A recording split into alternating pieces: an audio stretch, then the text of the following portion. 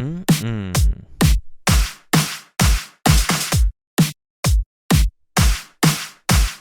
Mm-mm. Now that we've made our bechamel, let's make a favorite in most of our houses. Let's make some mac and cheese. So to our bechamel sauce that we finished, we're going to add a variety of cheeses.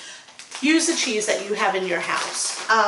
You want to have a combination of cheeses that melt really well and then cheeses that have really good, strong flavor. So we're going to add first sharp cheddar. I think that's a cheese that we all seem to have. And then we're going to add a combination of Swiss and Gruyere. Gruyere is the cheese that the French use when they make a Mornay sauce, which is what we're essentially making, a cheese sauce. So we're going to add those two cheeses in. Gruyere and Swiss have a really great nutty flavor. And then we're also going to add some Gouda in. So in they go, and our sauce is quite hot. It really, it retains its heat really well. We've got our pasta boiling. Remember, when you're boiling pasta, bring your water to a boil, salt it, it should taste like the ocean, and make sure you have a lot of water so that your pasta is able to move and it doesn't clump together. So look, our cheese is melting up beautifully. This is when you want to taste it and make sure that you have the proper seasoning. You'll notice we didn't add any salt into our bechamel, nor are we going to add salt into our cheese sauce. Cheeses are naturally very salty, and I don't feel like it necessarily needs more salt to it. You do want to make sure you have a fairly smooth cheese sauce. So we're going to just keep stirring it and letting the cheese melt so that it's a fully incorporated sauce. And look at that, you can already see it's cheesy. I love the way that looks. One of the things I like to do, and this completely depends on whether you want to serve the mac and cheese straight from the pot or if you want to bake it with that nice crunchy topping on it. If you want to bake it and you're not serving it right away from the pot, you want to ice bath your pasta when it's done. So what does that mean? It means we drain our pasta and we plunge it into a bowl filled with water and ice, 50% of each, right? And what that does is it stops the cooking. Why is that important? Because we're going to be cooking it again in the oven. And you know, when you cook mac and cheese, if it hasn't stopped the cooking, it's mushy.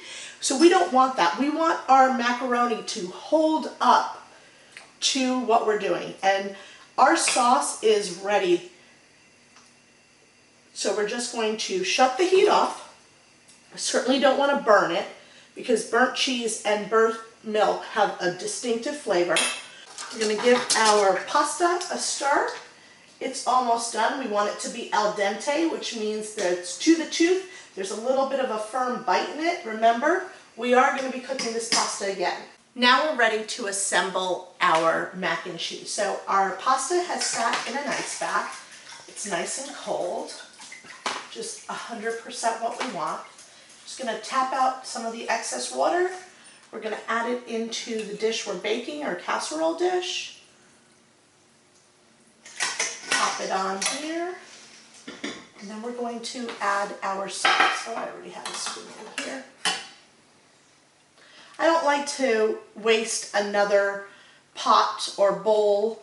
I like to just mix it right into my baking dish so that I don't have to do more dishes. So after you've mixed your pasta in with the cheese sauce, I like to take and make a layer of cheese sauce right on the top before I add my topping.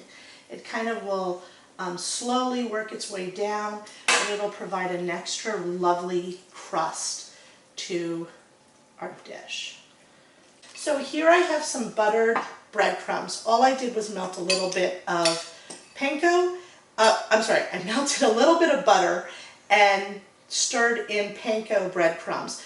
Panko breadcrumbs are a little bit coarser, so I think they really add a nice crunch.